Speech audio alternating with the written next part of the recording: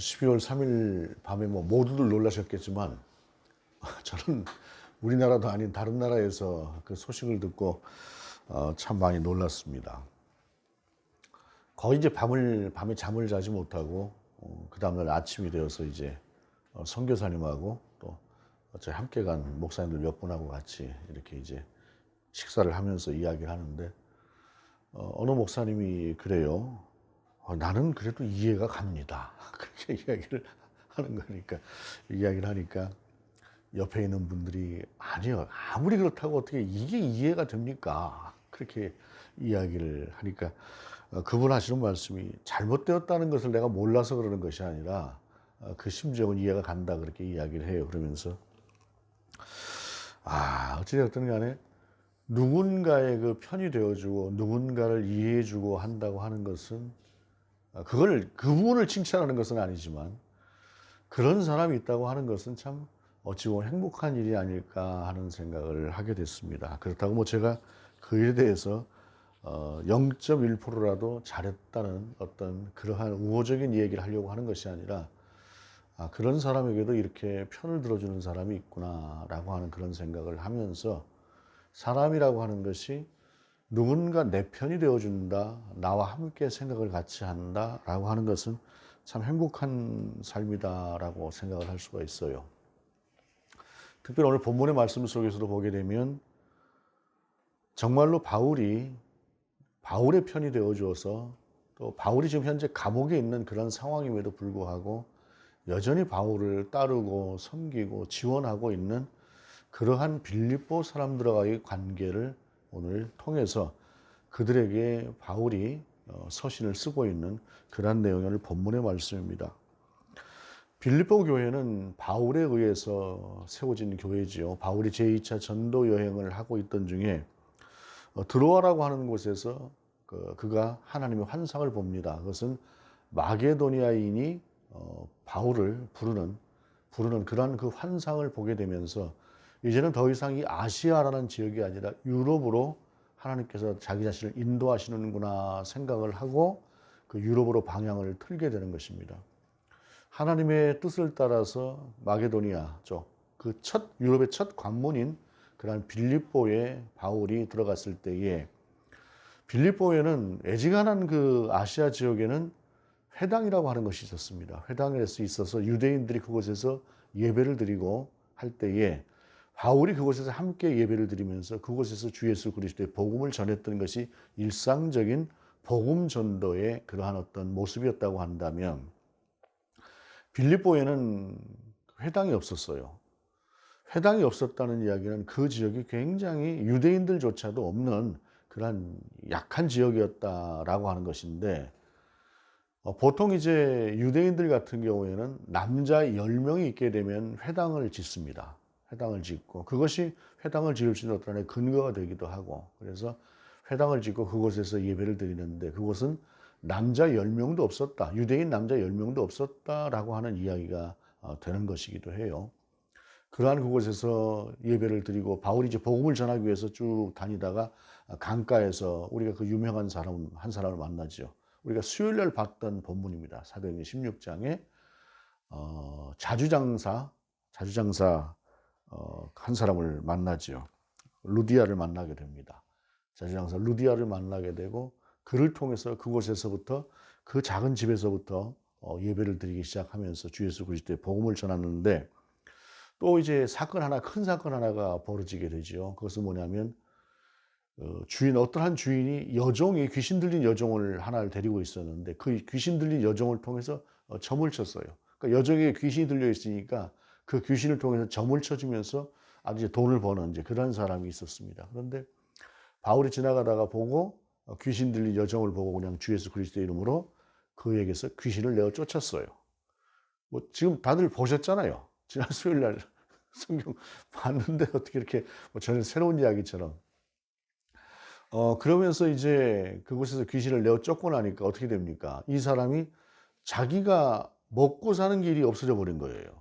왜냐하면 여종이 계속 귀신이 들려 있어야 그 여종을 통해서 벌이를 하게 되는데 그 여종이 귀신이 쫓겨 나가버리고 나니까 점을 칠 수가 없고 점을 칠 수가 없으니 밥벌이가 없는 그러한 상태에서 이것을 이제 문제 삼아서 당국에 고발을 하게 되죠. 그러면서 그때 바울이 이제 심한 핍박을 받게 되면서 결국에는 이 빌립보에서 나오게 됩니다. 나오게 되는데 그러한 상황 가운데서 이제 관계가 단절되어진 것이 아니라 그 뒤로도 지속적으로 그 사람들은 바울을 후원했습니다. 기도하고 후원하면서 섬겼을 때에 바울은 그들이 섬겨준 그 섬김으로 또한 열방을 향해서 복음을 들고 나아갔던 그러한 사람들이 빌립보 교회의 성도들이었습니다. 지난주 이제 제가 다녀온 그곳에서 이런 이야기를 이제 그 선교사님한테 이런 이야기를 들었어요. 요새에 선교를 할 때에 아무래도 재정적인 어려움이 있지 않습니까? 그랬더니 확실히 좀 달라지고 있습니다라고 하는 이야기를 하는데 그중에 한 분 이야기를 하더라고요. 자기 자신이 이제 그분이 이제 은퇴하고 지금 선교사로 나가 계신 분인데 당시 현역으로 있을 때에 함께 있던 그 교회 어떤 그 장로님하고 관계라고 하는 것이 당시 이제 그 교회를 사임하고 나서 끝난 거예요. 딱 끝나버린 상태가 되었는데 몇 년이 지나고 나서 그 장로님이 연락이 왔대요. 연락이 오고 나서 사실 목사님이 사임을 하고 나서 제가 오해를 했습니다. 라고 하는 이야기와 함께 그래서 제가 회개하는 마음으로 목사님께 선교 후원금을 좀 드리고 싶습니다. 라고 이야기를 하는데 작은 액수가 아니에요. 상당히 큰 액수의 헌금을 매달 한 번도 빠지지 않고 그렇게 드리고 있다 그래요. 근데 그 이유를 이제 가만히 들어보니까 그분이 이제 현역에서 목회를 하실 때는 굉장히 존경하면서 그 목사님을 따르다가 그 교회를 떠나는 과정에서 그 좀 뭔가 오해가 있었던 것이에요. 근데 그 오해를 통해서 내가 목사님 여태까지 잘 봤는데 어떻게 목사님이 그러실 수가 있는가라고 하는 그런 생각을 하고 있다가 그 오해가 이제 다 자기가 생각했던 것들이 잘못된 생각이었고 잘못 알고 있었던 잘못된 정보에 의해서 본인이 생각을 하고 있었던 것이다라고 하는 생각을 하게 되면서 그때부터 이제 다시 그 목사님께로 향했던 것이죠.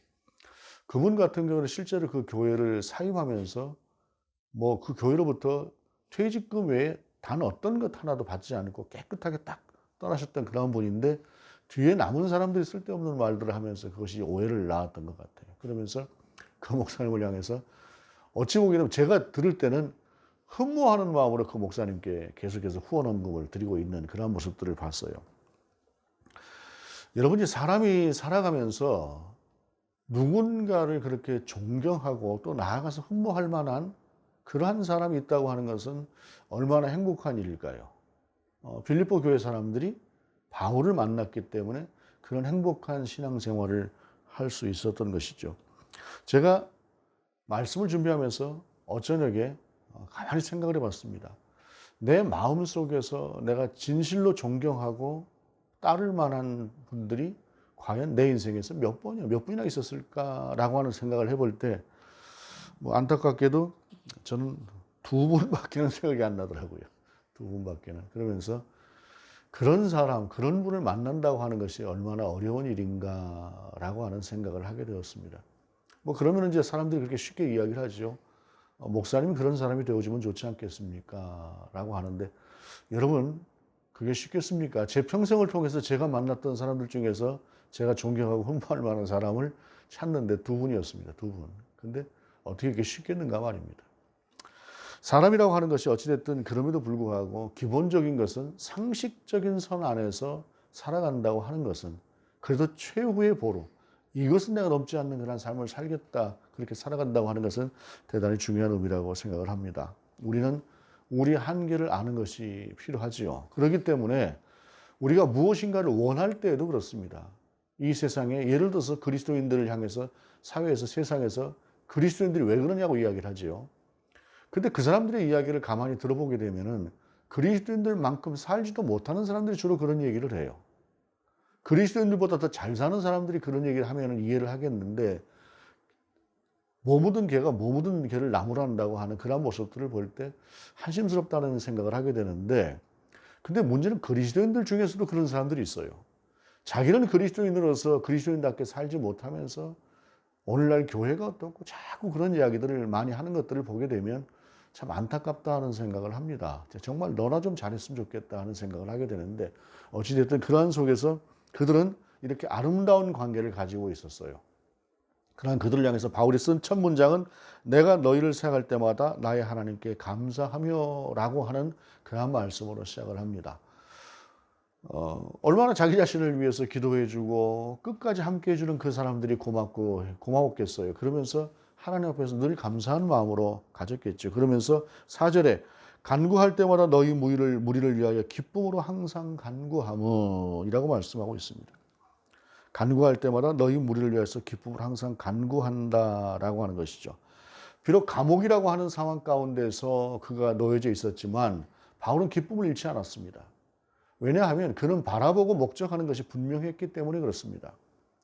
오늘날 우리가 살아가는 삶에 있어서도 그렇지요. 그리스도인들이 우리가 무엇을 바라고 어떤 것을 향해서 나아가는가라고 하는 그 목적과 목표가 분명하다고 한다면 비록 우리의 삶이라고 하는 것이 때로는 고단한 삶이라고 할지라도 정말로 하나님 안에서 기쁠 수 있고 감사할 수 있을 것입니다. 기쁨은 잘 모르겠습니다. 사실 어떨 때는 기쁨이라고 하는 것을 잃고 살아가는 때가 많지 않나 하는 생각을 하는 것이 저는 제 경험을 통해서 그런 고백을 합니다. 그러나 그럼에도 불구하고 내 인생을 인도하시는 하나님 앞에서 감사하게 되는 것, 이것이 그리스도인의 삶이 아니겠습니까? 바울은 그랬던 것입니다. 비록 감옥이라고 하는 곳에서 신체가 억류되어 있는 상태, 그리고 모든 환경이라고 하는 것이 얼마나 척박했겠습니까? 그럼에도 불구하고 그가 하나님께 감사하며 기뻐할 수 있었던 것은 그 상황, 그 상황 속에서도 자기 자신을 인도하시는 그 하나님을 기억하며 그 상황을 향해서 함께 나아가고 함께 기도하며 나갈 수 있는 사람들이 함께 한다고 하는 사실이 그에게는 감사와 기쁨의 조건이었을 것입니다. 그러면서 5절에 보게 되면 너희가 첫날부터 이제까지 복음을 위한 일에 참여하고 있기 때문이라.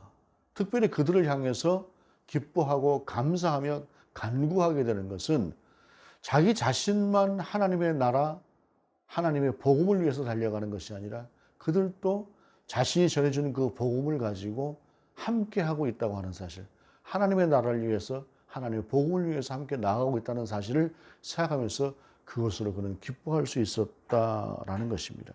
그러면서 6절에 너희 안에서 착한 일을 시작하신 이가 그리스도 예수의 날까지 이루실 줄을 우리는 확신하노라 라고 말씀하고 있습니다. 처음 시작이라고 하는 것은 복음, 바울이 전해주는 복음이었습니다. 그 복음이라고 하는 것이 얼마나 많은 양을 전했겠습니까? 시간이라고 하는 것이 길지 않았기 때문에, 결국에 쫓겨났기 때문에, 그것을 피했기 때문에 바울이 복음을 전할 수 있는 시간이라고 하는 것이 많지 않았습니다. 더군다나 그곳에는 유대인들이 그렇게 많지 않아서, 예를 들어서 유대인이라고 한다면 그들은 기본적으로 성경에 대한 상식, 하나님께 대한 알고 있는 그런 기본적인 지식들이 있습니다.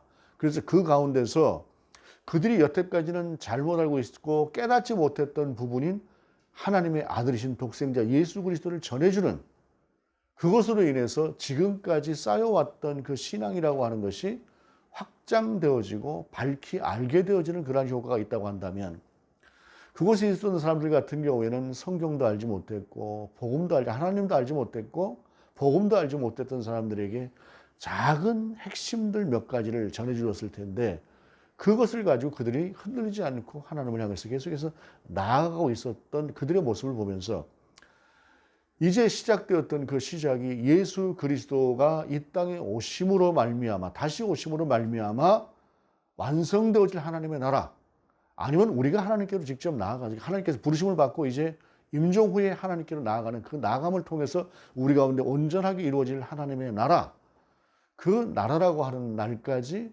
너희를 끝까지 하나님께서 붙드시고 인도하실 것이라고 하는 것을 알겠다, 믿다, 확신한다 라고 하는 것을 본문이 전하고 있다라고 하는 사실입니다.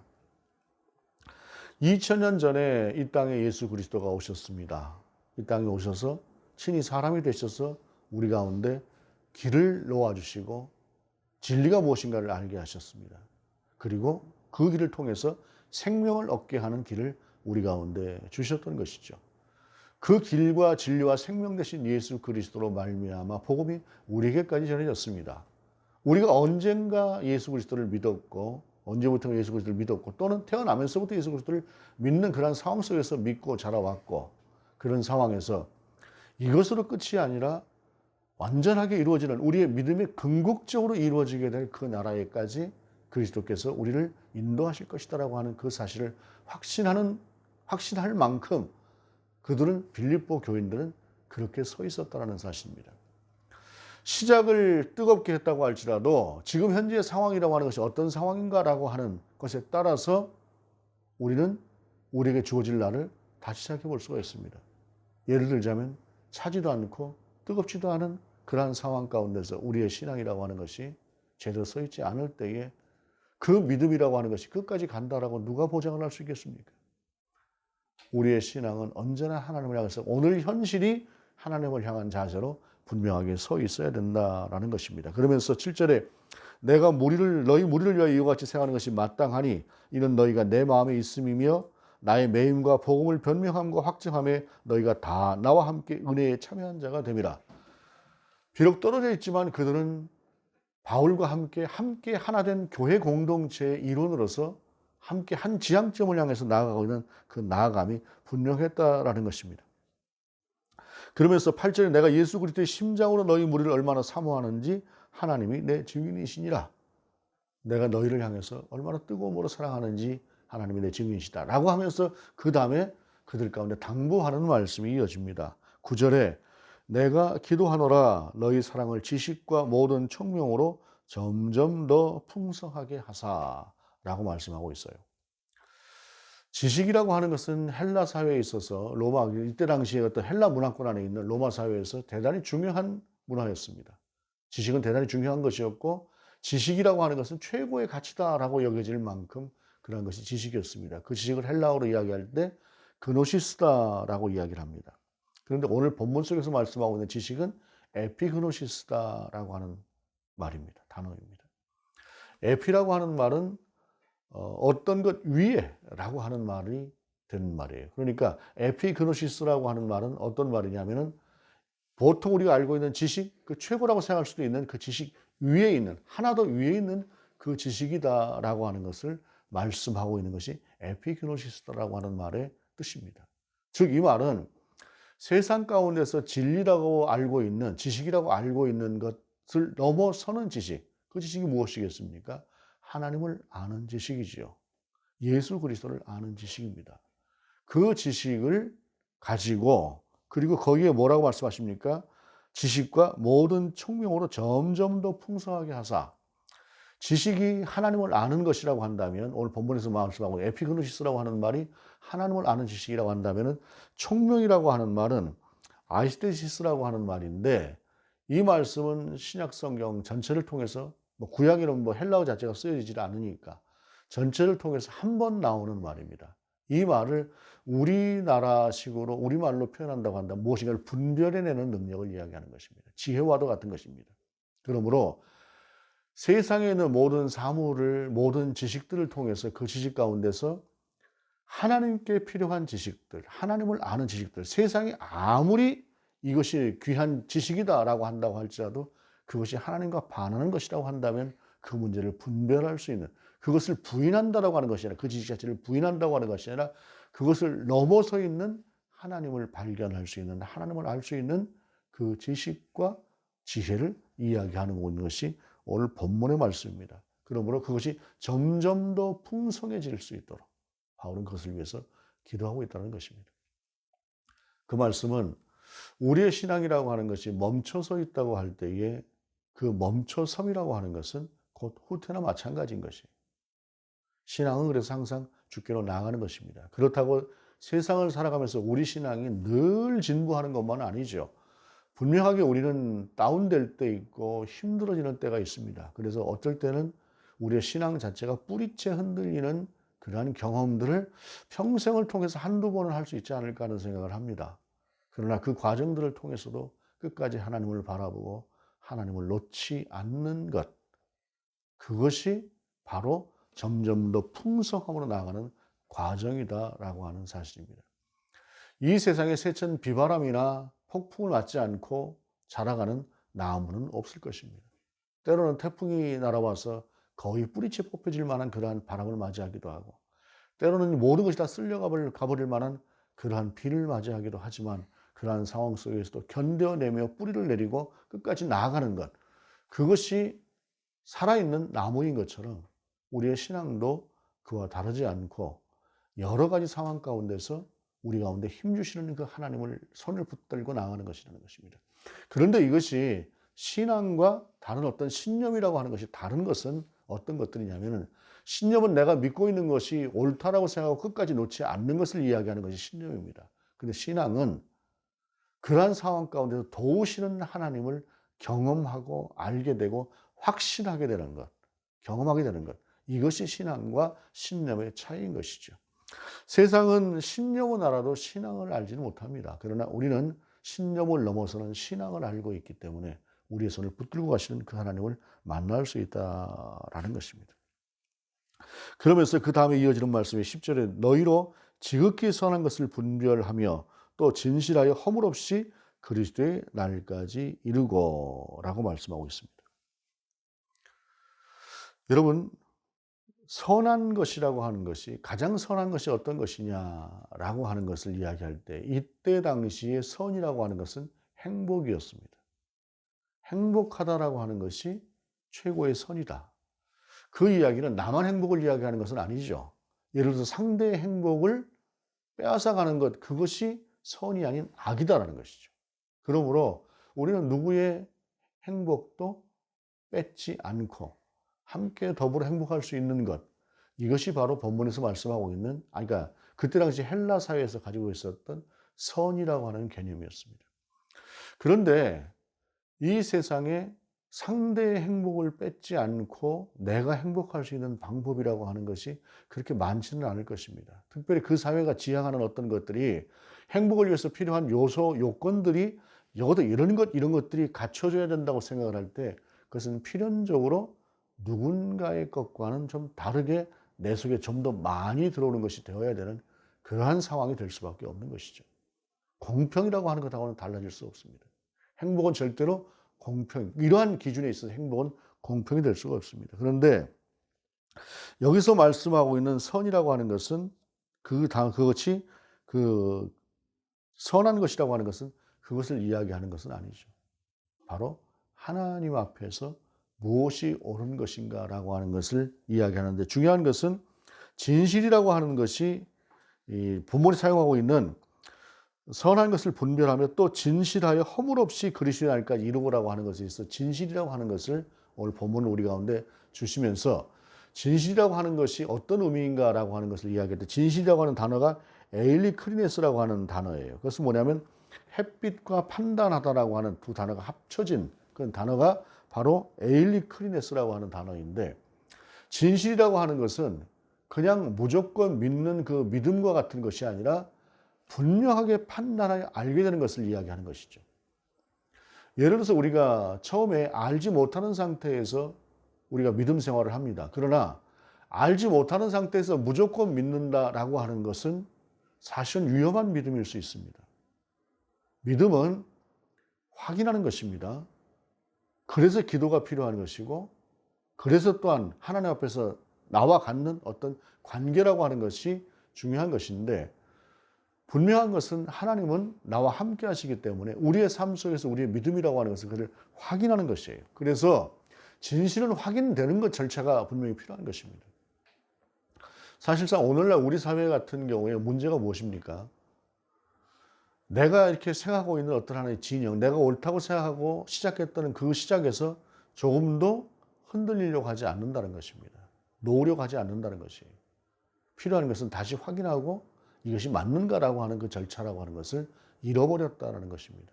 그저 한 번 빠진 신념에서 모든 것들을 다 걸고 올인하는 이러한 것들이 우리 사회가 지금 현재 앓고 있는 문제인데, 오늘 본문에서 말씀하고 있는 에일리크리네스라고 하는 이 단어는 햇빛과 판단하다라고 하는 말이 합성이라고 하는 것은 무엇이냐면, 이때 당시에 도자기가 이때도 많이 유행을 했고 귀하게 대접을 받았던 것 같아요. 그런데 도자기를 잘 구워냈는데 이 도자기가 깨지는 경우가 있다는 말이죠.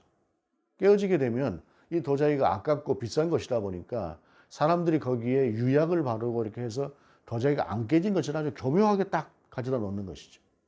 그런데 이 도자기를 가지고 해가 좋은 날, 오늘처럼 해가 좋은 날 들고 해를 향해서 들고 서 있으면은 미묘하게 가 있는 그 실금이라고 하는 것이 가려질 수가 없는 것이에요. 그래서 햇볕을 향해서 들고 이것을 보면서 자세히 살펴서 판단하는 것. 이것이 바로 오늘 본문 속에서 말씀하고 있는 진실이라고 하는 말이라는 것입니다. 즉 진실이라고 하는 것은 이게 진실이야. 누가 이야기를 했을 때 그 말을 무조건 믿고 따라가는 것이 아니라 확인하는 것입니다. 분명하게 다시 한번 확인하는 것입니다. 목사가 설교한다고 해서 그 말을 무조건 아멘 하라는 이야기가 아니라 그 말씀이 하나님의 말씀인가 라고 하는 것들을 확인하는 절차를 갖는 것. 이것이 진정 성숙되어지는 믿음의 자세입니다.